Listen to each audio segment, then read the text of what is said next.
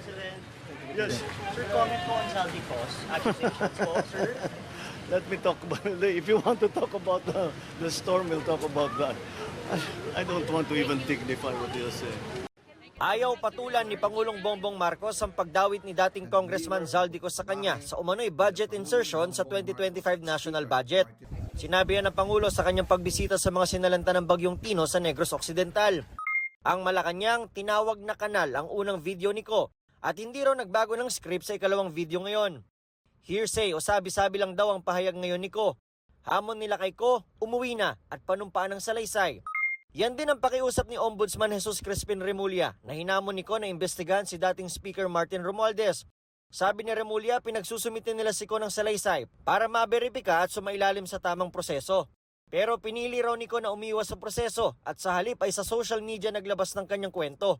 Matagal na raw hinihiling ng Ombudsman na ipresenta ni Ko ng maayos ang kanyang ebidensya.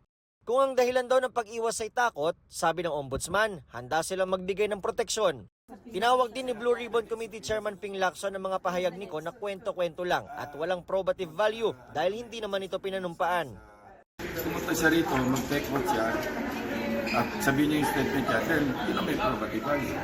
Mahirap mag-speculate. Alam mo, ito ako, kasi alam ko yung kalakaran pagdating sa mga shares.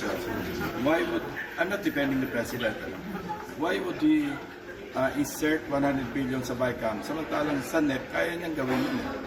Second, bakit niya binito?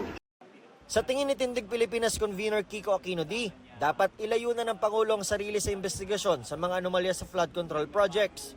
Hindi porke nagsalita si Representative Ko ay guilty siya, pero dahil parte na nga siya ng usapan, may nag-aakusa na sa kanya, hindi pwedeng involved siya sa pag-imbestiga sa sarili niya. Ang tingin ko dapat mangyari ay i-recuse niya yung sarili niya sa lahat ng mga investigasyon. Madaling maniwala na magnanakaw ang isang Marcos, pero kailangang dumaan sa tamang proseso yung ganitong statements. Panawagan din ng Catholic Bishops Conference of the Philippines ang pag-uwi ni Ko. Hindi raw sapat ang paglalabas niya ng akusasyon sa social media. Mabigat daw masyado ang mga bintang nito, kaya dapat daw iharap ito sa mga kinukulang ahensya ng gobyerno. Panawagan din nila mag-ingat laban sa anumang pananamantala kaugnay sa issue na maaaring magpasiklab ng emosyon at makaimpluwensya sa politika. Patuloy naming hinihinga ng pahayag si Romualdez at iba pang personalidad na binanggit ni Ko. Para sa GMA Integrated News, Nico Wahe, nakatutok 24 oras.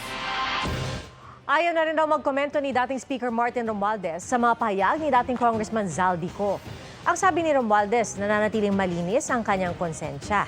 Anya, sa nangyayaring investigasyon mula raw public official, contractor o testigo ang nagturo ng anumang pagkakamali sa kanyang panig. Hindi rin daw pinanumpaan ang pahayag ni Ko kaya ayaw na niya magkomento tungkol dito. Nagtitiwala raw siya na magiging patas ang investigasyon ng Independent Commission on Infrastructure, Department of Justice at Ombudsman. Handa raw siya makipagtulungan sa anumang prosesong naayon sa batas. Si Budget Secretary Amena Pangandaman naman, nauna nang pinabulaanan ang mga paratang ni Ko.